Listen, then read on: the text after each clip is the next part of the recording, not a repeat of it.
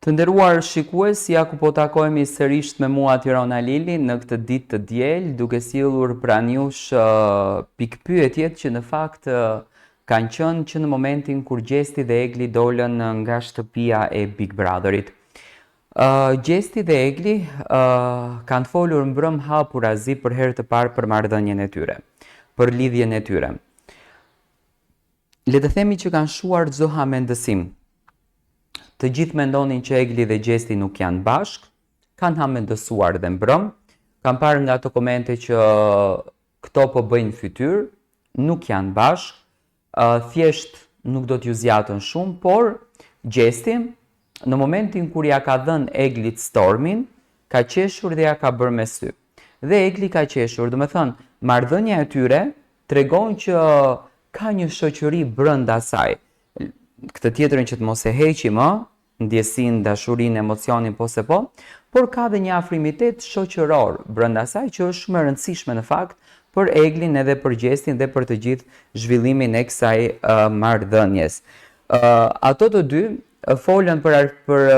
fenomenin përse nuk kanë publikuar fotografi në rrjetet sociale. Kanë qenë shumë të komentuar për këtë gjë, i kemi komentuar pafund pse nuk reagon Egli, pse nuk reagon Gjesti, çfarë po ndodh mes tyre, por Gjesti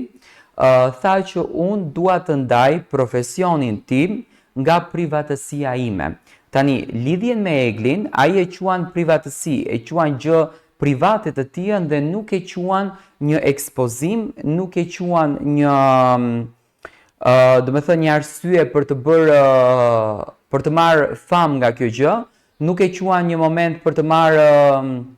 ndikim nga kjo gjë, po thjesht e quan privatësi. Dhe dua tha që kjo lidhja ime me Eglin të mbetet private. Do të thënë ne të dy të shijojmë gjën tonë dhe jo të ekspozohemi me marrëdhënien tonë. Ato me patjetër që do të nxjerrin një foto bashk, do të nxjerrin një video bashk, sepse pa marrë parasysh sa të duan që ato të largohen, publiku i do bashkë edhe sa të duan ato të ikin, nuk i lë paparazzi, nuk i lë publiku, nuk i lanë njerëzit në rrugë, sepse ato në momentin që do të jenë lidhje ato do të ikin diku të hanë një drek dhe fotografi do dalin, do ikin diku të hanë një darkë dhe fotografi do dalin. Do të thënë, nuk është aq e lehtë për një personazh publik të